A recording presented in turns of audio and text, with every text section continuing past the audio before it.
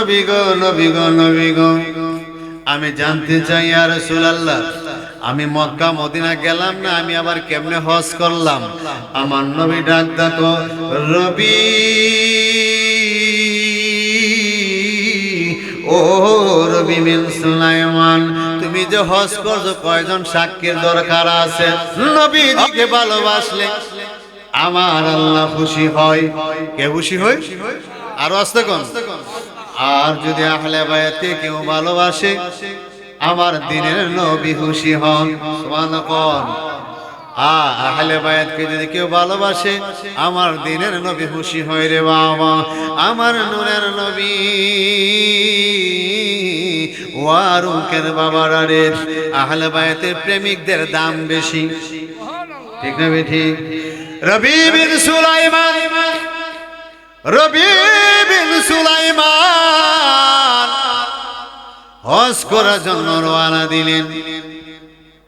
রবি বিন সুলাইমান হজে যাবে, রাস্তার মধ্যে যাওয়ার পর রবি বিন সুলাইমান দেখলেন একটা মহিলা মরা গরুর মাংস কাইটা কাইটা কাইটা ব্যাগের ভিতরে রাখতেছে। রবি বিন সুলাইমান মনে মনে চিন্তা করলেন, মনে হয় মহিলাটা বাজারে নিয়ে বিক্রি করে, ঠিক না ঠিক? এই মহিলার পিছনে পিছনে যাইতে শুরু করলেন। রবি বিন সুলাইমান মহিলার পিছনে পিছনে যাইতে শুরু করলেন। দেখি না মহিলাটা কোথায় যা। এই মহিলা একটা গ্রাম থেকে আরেকটা গ্রামে গেলেন বাবা। যাওয়ার পরে রবি বিন সুলাইমান পিছনে পিছনে গেলেন। যাওয়ার পরে রবি বিন সুলাইমান দেখলেন মহিলাটা একটা ঘরের ভিতরে প্রবেশ করলেন। কোথায়? ঘরের ভিতরে প্রবেশ করার পরে রবি বিন সুলাইমান দরজার কিনারে দাঁড়ায় রইলেন। মহিলাটা কি কথা বলে? মহিলাটা 5টি কন্যা সন্তান ডাক দিয়া বললেন, ও আমার 5টি কন্যা সন্তান রে, তোদের জন্য মরা গরুর মাংস কাইটে আনছি, এগুলি তোরা বোনা কইরা খা। রবি বিন সুলাইমান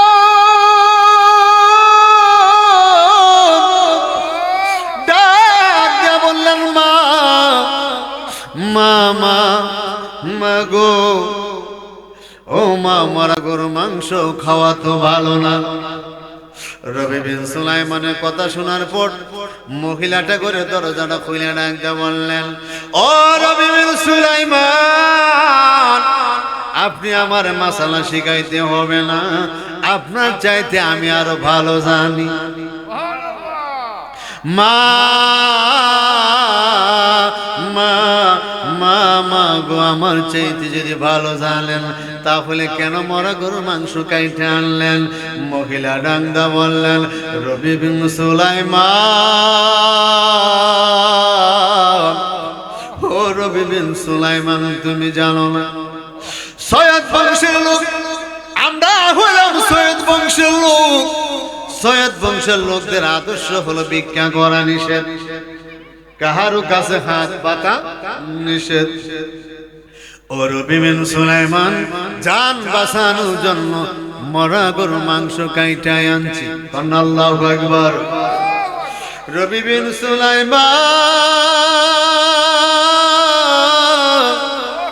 এবার নিজেকে নিজে প্রশ্ন করলেন, রবি রে,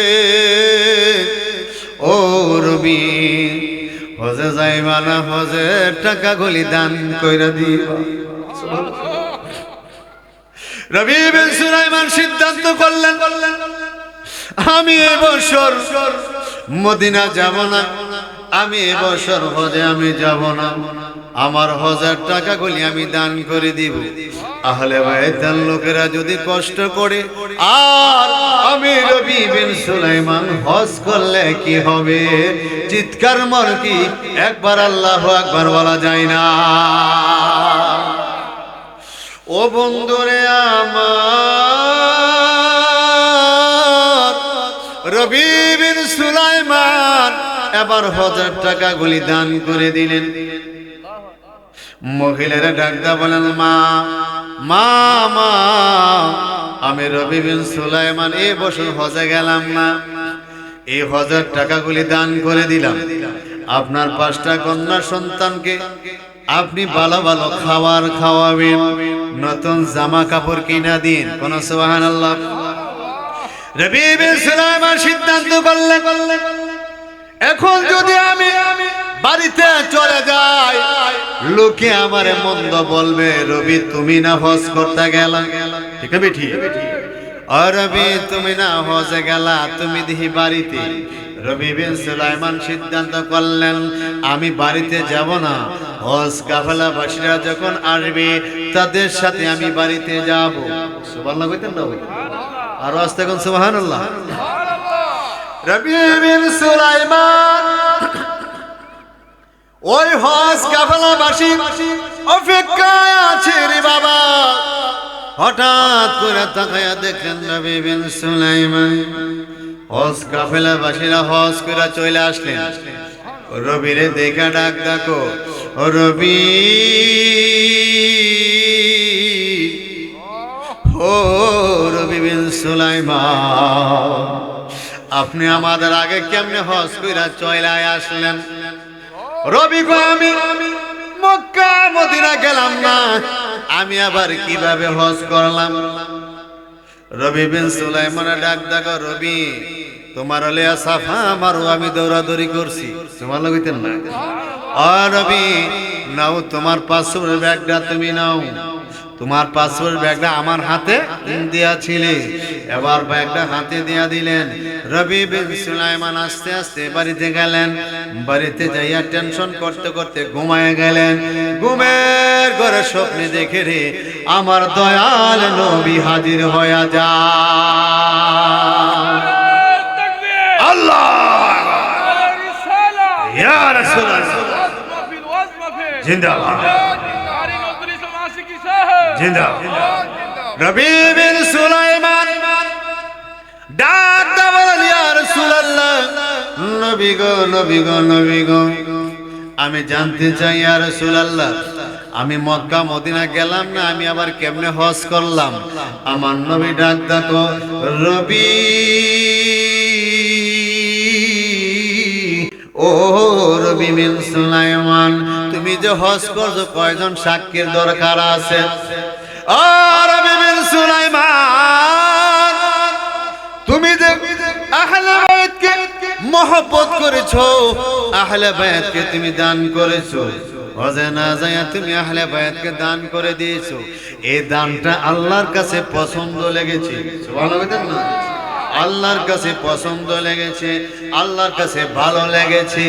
এই জন্য আমার আল্লাহ রাব্বুল আলামিন তোমার শুরুতে একজন ফেরেশতা, আমার আল্লাহ তোমার শুরুতে একজন ফেরেশতা আমার আল্লাহ তাকে দিয়া তোমার পরিবর্তে বদলি হজ করায় আছে। আল্লাহু আকবার। আহলে বাইতকে ভালোবাসলে দেখা যায় হজে না গেলেও হজ হয়। ঠিক না? আর আস্তে কোন ঠিক না বেঠে? এই ওয়ার উপরে বাবারা কারা কারা পাক পাঞ্জাতন ভালোবাসেন হাতরা তুলে দেখাইয়া দেন। নারে তাকবীর, নারে রিসালাত। মাশাআল্লাহ। আরো যারা আছেন আস্তে আস্তে বসে যান বাবা, পরিবেশ সুন্দর হবে। মাহফিল কমিটি থেকে বলবো পিছনে যান, তেরফাল একটা বিছাইয়া দেন, তাহলে সুন্দর লাগবে। কি করেন? পিছনে তেরফালটা বিছাইয়া দেন। মাহফিল কমিটি যারা আছেন সকলে বলেন আল্লাহু আকবার। আর মায়া করে বলি ইয়া রাসূলুল্লাহ, তোমরা আমাকে বুঝাইবা অন্তর পুইরা কহিলা,